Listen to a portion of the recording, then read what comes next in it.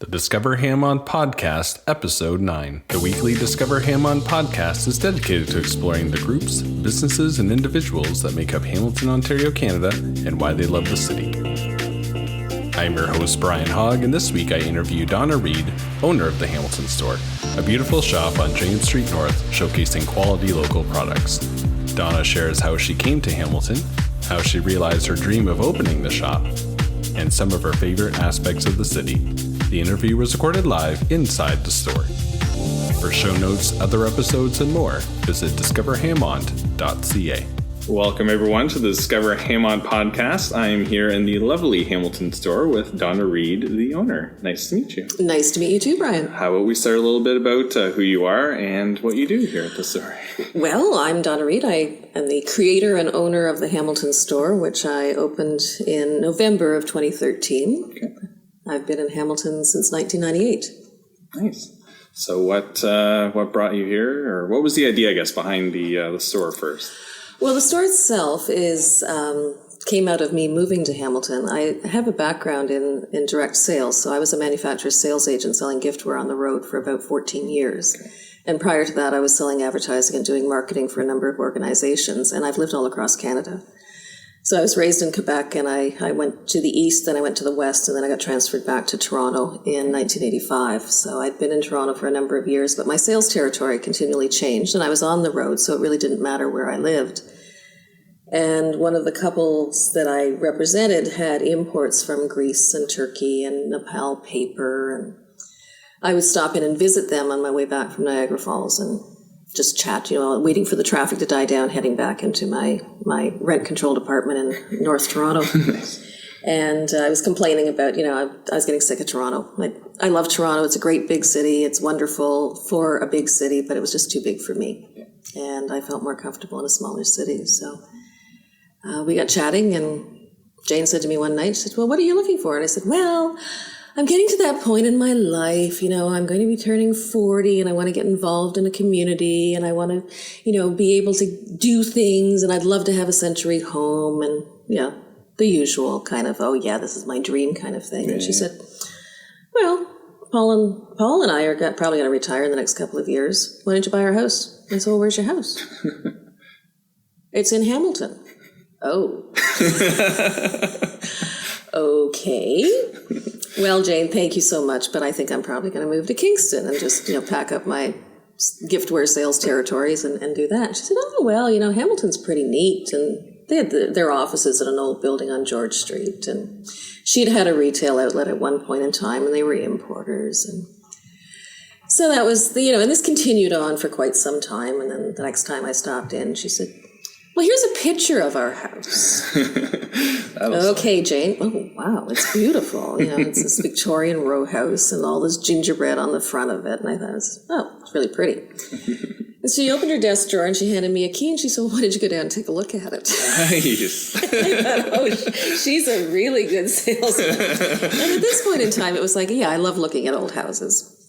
However, I'm not moving to Hamilton, but I took the key and I headed off from their offices and driving downtown, and I kept ending up at the waterfront because of the one-way streets, and I could find the house, but I couldn't find out how to get to the house because McNabb at that point was a one-way street, and it's between Barton and Murray.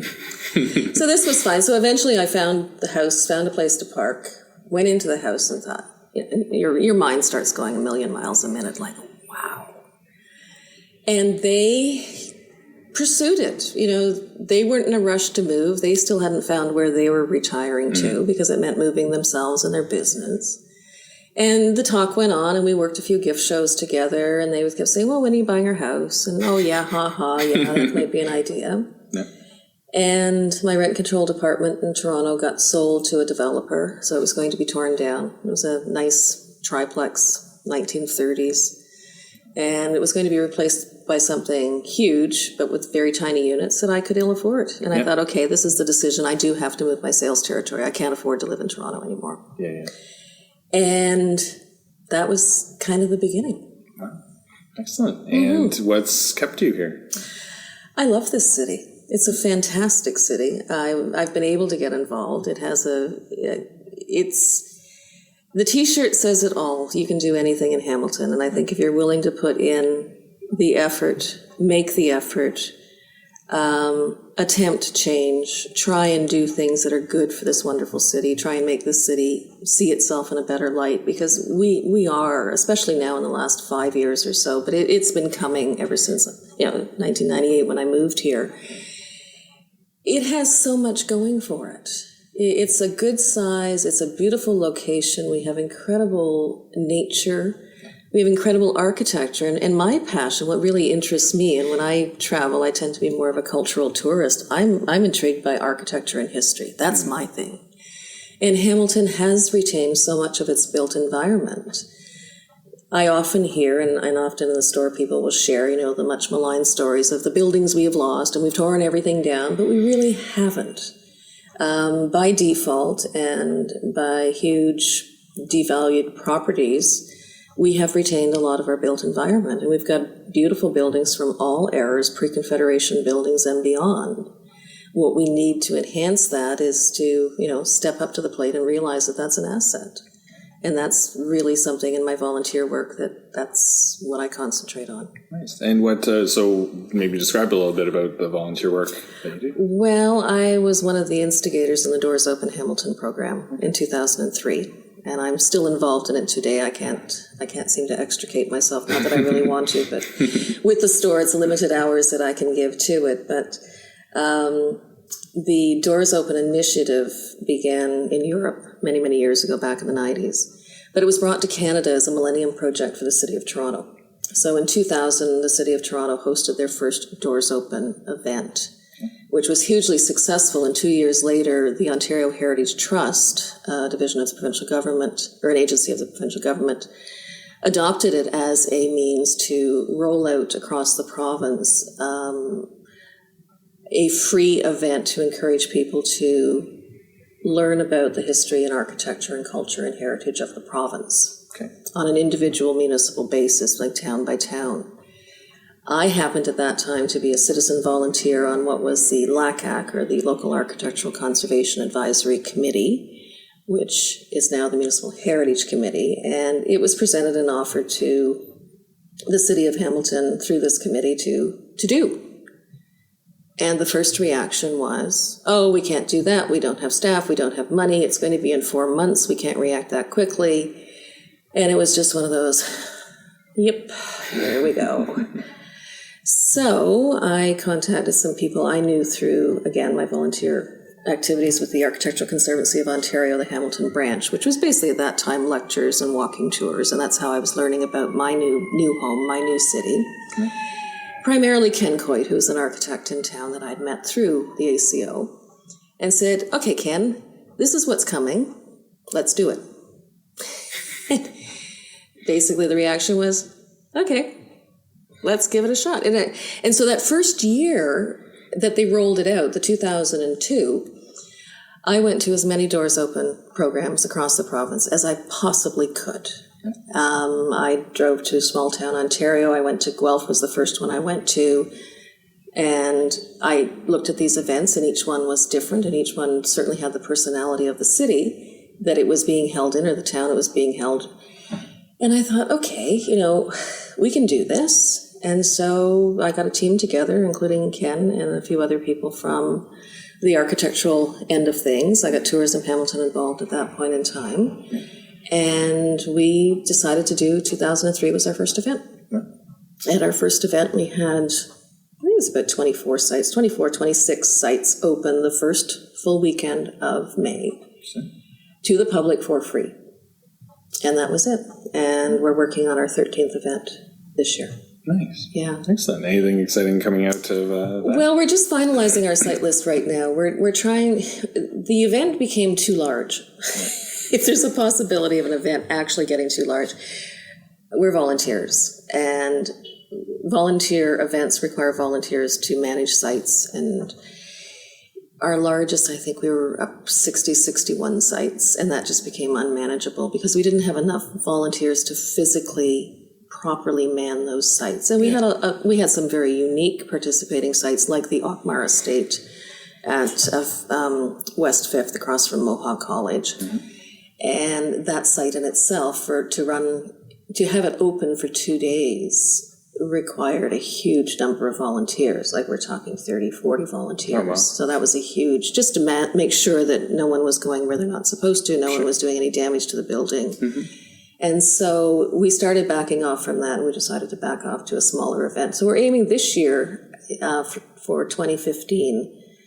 We will probably land at about 40 sites. Okay. But because of our experience with feedback from both visitors and people who are looking at it as a means to bring friends into town for the weekend and tourism opportunities, is we're trying to go with sites that are not normally open to the public, or sites that have something new and unique to show. For example, if you're always open to the public and anybody can walk in and see the building, you've got to show us something different. Yeah. So we're trying to curate the event a bit more than we have in the past, and that takes a lot of time.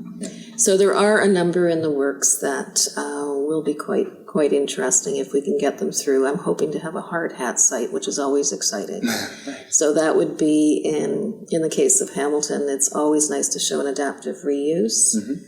For example, last year we had the Empire Times building open, and it was newly completed, but it had no tenants. So it was shown as an empty building. I'm hoping to have it open this year by some of the tenants. The same thing with the Seed Works. We had them open last year for a tour, but since then they have both Sobe Bikes and Kite String Creative are housed in the building. So we like to show the adaptive reuse is really a passion of mine. I like to see a building being used for something else, not necessarily its original use, and being modernized. It's the same thing as I live in a house that was built in 1879, but it's not 1879 inside my house. You can adaptively reuse buildings, and then that's a big part of it and that's the education process. Yeah, those are two beautiful examples of ones that have done an amazing Exactly, job. And Doors Open is a very subliminal event. We're not pounding home you've got to save these buildings or else, you've got to stand in front of a bulldozer, you've got to do this. And yes, some of us have done things like that in the past. But it's really a matter of exploring your city and appreciating that this is a facet of our city that is vitally important, and that when you travel to Europe, what do you go look at? Okay, so when you're at home, why don't you look at those things? So it really is that. But the other side of it, and hindsight is wonderful, especially as you get older. I realize now that had I had the choice as a young person, I would have been a heritage planner, but that job didn't exist when I was graduating from high school. That was something I'd never heard of. Yeah. But it's not just in the heritage field. If we can show young people opportunities that exist in the trades, whether it's construction or design work or whether it's architecture, if we can get someone backstage to say, wow, there are people that do these jobs, like electricians. It's those kinds of things. So it's a very simple event that has a huge reach. And we find that with the demographics. I love Doors Open weekend, seeing families out. One year I worked in the Lister Block lobby. It was the first year they were open to the public. Nice. And they weren't sure what to expect, they being the city. They weren't too sure what to expect in terms of reaction from the public, because there had been a lot of press. So they wanted some seasoned volunteers on that site. So Ken and I got to work that site. So they decided that Ken Coit and I had the experience necessary to work the Lister Block site. And we were a little nervous because we didn't know what people would say about it. Well, it was probably one of the best weekends I'd ever had in terms of hearing stories about Hamilton. Yeah. People came in as families. Young couples came in with their children and strollers with their parents. And the parents told the stories of, we came here to pay our rent. I remember going upstairs, Mom had an envelope, and she went into this office in this corner and handed the envelope over. A man came in and talked about the shoe shine guy that was on the main floor and how the first time he had his shoes shined. an elderly woman came up to me and whispered, she said, I was fitted for my first brassiere here. And these were the kinds of things that we were hearing. And it was like, there was an A&E show on years ago, These Walls Could Talk or something. It was the stories. And that's what the story is. It's stories. It was fascinating. It was really, really wonderful to hear that, because it was segments of time and it was giving the building a life. And we only had one person who was upset. And that person had been dragged by two of his friends. So he didn't want to do doors open anyways. That had nothing to do with the Lister block. It was simply the fact that he didn't want to be there. Mm-hmm. But the doors open visitor is appreciative of what you're showing them. Mm-hmm. And some of them want all the information, who was it built by? What is it built of? Where was that? Where were those bricks made? Other people just want to experience it. You've got the design element. People just want to, revel in the metal ceilings or the marble baseboards, those kinds of things. Mm-hmm. So it's an interesting event, and that's the reason I do give a lot of time to it and have for 13 years, is that it has a huge value in our community, and it's fun. And I love exploring new sites too. Why not, right? That's the whole point. Exactly, yeah. So bringing back to the Hamilton store. So out of all these things, what's kind of one thing that really jumps out at you as one of your favorite? One of my favorites in the store, that's difficult. Yeah. That's like choosing one child over another. There's so many of them in here. Or even a story behind one. Well, again, when you're talking about buildings and their stories, is that very much what I'm selling are stories of Hamilton. And whether it's the story of the author. I have one photographer that I represent, Anita Thomas, and she came into my shop and asked if I would be interested in carrying her photographs of Hamilton. And many of her photos are aerials, mm-hmm. which I found intriguing. It was an interesting perspective. And we got chatting, and I said, well, why do you take aerial pictures? Well, when I met my husband, he was a pilot, and I'm terrified of flying. Mm-hmm. So she started taking photographs to keep herself occupied in the airplane. And that's morphed into a career in photography that has some phenomenal images. Mm-hmm. Paul Simon, another photographer that I represent, is a retired dentist who left Hamilton. He and his wife had moved to Killarney and were there for a number of years, recently have moved back to Hamilton. And so he's now exploring his hometown where he grew up and went to university and practiced in a completely different light because his city has changed. Mm-hmm. And so he's out exploring Hamilton. He's revisiting Hamilton with his camera and the lens. I didn't really plan on being a photography gallery when I opened. I have a great appreciation for photography. And I'm very fortunate to represent some fabulous photographers who share their view of Hamilton. You can have a photo of Gore Park by 5 different photographers, and each one has a completely different feel to it. So I'm very close to the photography. I'm an amateur photographer. There's none of my photographs in the store. They're at home. Yeah. So I have a great appreciation for that. Other products, when we were chatting earlier, we talked about the gourmet products. I didn't realize there was so much in the way of food product being made here. But of the food product that probably has the biggest impact for me is mustard. Really? Because Hamilton is home to the world's oldest and largest miller of mustard seed, G.S. Dunn. I have no idea. Yes. Canada grows about 80% of the world's mustard seed in Saskatchewan. The mustard seed is packed up in Saskatchewan and shipped by train to Port Colborne. And from Port Colborne, it comes to Hamilton by truck on a regular basis. Oh. And that mustard seed goes into the G.S. Dunn factory, which is on Park Street at Vine, and is made into mustard flour, ground mustard seed, many, many variations. And from there is exported around the world. So virtually every jar of mustard that you open had some time spent in Hamilton. Wow.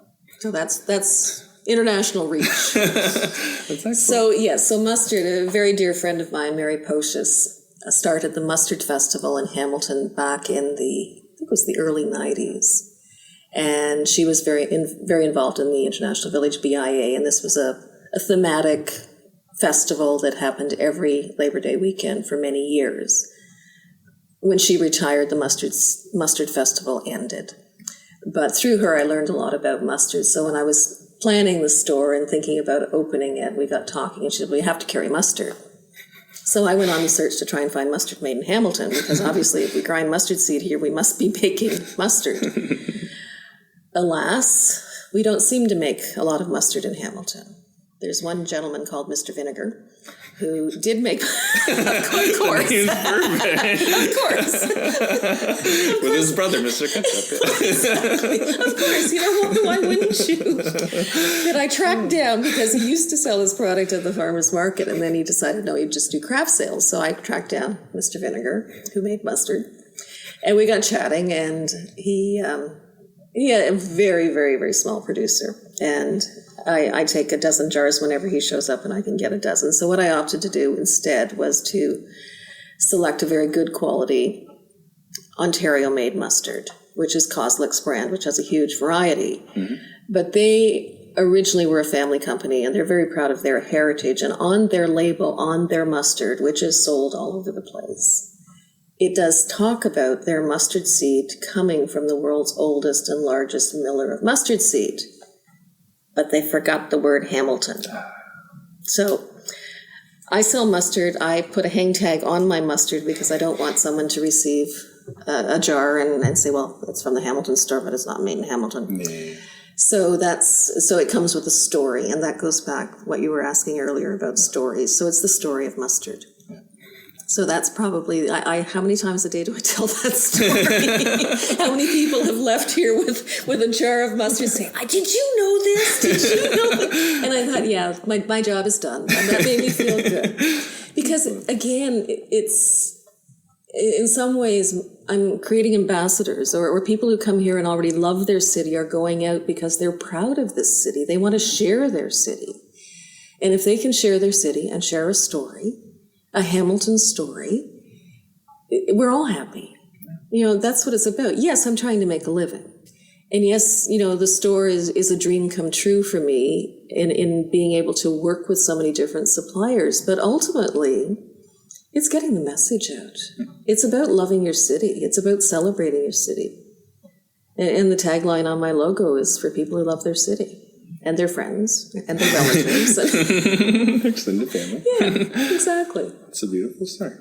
Excellent. So we usually end off on the lightning round, which I think you've heard some of the episodes, so yes, you would know. So so the first one would be favorite restaurant, and there's tons in this area. Oh, well, exactly. James Street North, this particular neighborhood in the last couple of years is just huge in terms of the number of restaurants. I don't go out for dinner that often, so when I go out for dinner, I like something special, and I like to know it's going to be good. My go-to is Acclamation. It's in the neighborhood. It's consistently good. The service is fabulous. My other fine dining spot in downtown Hamilton is Incognito, which is one of my favorites. The two Mikes that own the restaurant specialize in local produce, Ontario pork, very, very good food, beautiful ambiance, small restaurant, it's quiet. So if I'm going out for dinner, I want something that's relaxing and quiet. My go-to fast food on a Saturday night when I leave the store is chard. I phone my order in, I pick it up when I walk by. That's perfect. Convenient and delicious. Exactly. So on a similar note, favorite cafe? I don't know if you frequent too many around here. Mulberry. Mulberry, yep. Seems to be the go-to. Yes, it is. And there's a new one opening up across the street, which I'm quite excited to. Oh. Yeah, the St. James is opening across the street. Okay. An eatery and espresso bar. Nice. We'll have to check that out. Mm-hmm. So favorite local shop? It can be this one. Absolutely. The Hamilton store? Possibly the Hamilton store. The shop that I spend the most time in, actually. Absolutely. Local shop. Well, I own an old house, which means I'm always repairing or fixing or changing or doing something. I would have to say Jamesville Hardware, which is a quintessential old-fashioned hardware shop next to the cathedral on James Street North that you can never find anything in there, but if you ask, I'm sure they have it. Yeah. And I go in there for very odd things. and I usually leave satisfied. Good. I'm sure they have the advice as well, right? They do. If you can interrupt a soccer game long enough to get them to actually, talk to you, that would be fine. But they're great. The two guys that run it are fantastic. And the other local store that I do frequent is Miller's. Okay. And Miller's is? Miller's is a place where you can still get fitted properly for a pair of shoes. So you buy the shoes, they last a long time, and they're really comfortable. So perfect. Good. And favorite event? Doors Open Hamilton. Doors Open Hamilton. I figured as much. Doors Open Hamilton, Supercrawl. Yeah. No, I don't get to go to Supercrawl, but I get to work Supercrawl. Yes. But, that's excellent. You're pretty much in. Good. And last but not least, favorite natural feature? Oh, that's difficult. Well, I guess part of the reason that I settled in downtown Hamilton, where I did, was that the Bayfront Park was just developing when I moved here. It was new. And I still can wander down there and sit at a picnic table or a park bench, and you would never know that you're in the middle of a city of, almost 600,000 people. Yeah. You're miles away, yet you're in the middle of a city. It's an oasis. It was probably the best reclamation of tainted land there ever was. Yeah, our waterfront. Yeah, it's a gorgeous bike right from one end to the other. It is, and the waterfront trail is, I'm looking forward to this summer actually using a Sobe bike and doing the waterfront trail, because I have an old rusted bike in the backyard, which is on its last legs. And I think being able to walk down and just pick up a bike and go for a ride, because it is a nice ride along to Coutts Paradise. Yeah. Gorgeous. Mm-hmm. Excellent. Well, thank you so much for being on the show, sharing your stories. Well, thank you. For opening this absolutely gorgeous store. Thank you so much. Thank you. Take care. Thanks. Thanks for tuning in. Be sure to visit discoverhamont.ca, where you can discover more Hamilton stories, share the stories with your friends, subscribe by iTunes, email, or the RSS feed, and even suggest someone you think would be a great guest for the show. If you have any feedback or suggestions for the show, I'd love to hear it by using the feedback form on discoverhamont.ca or follow and message me on Twitter @discoverhamont. Thanks again for listening, and until next week, take care.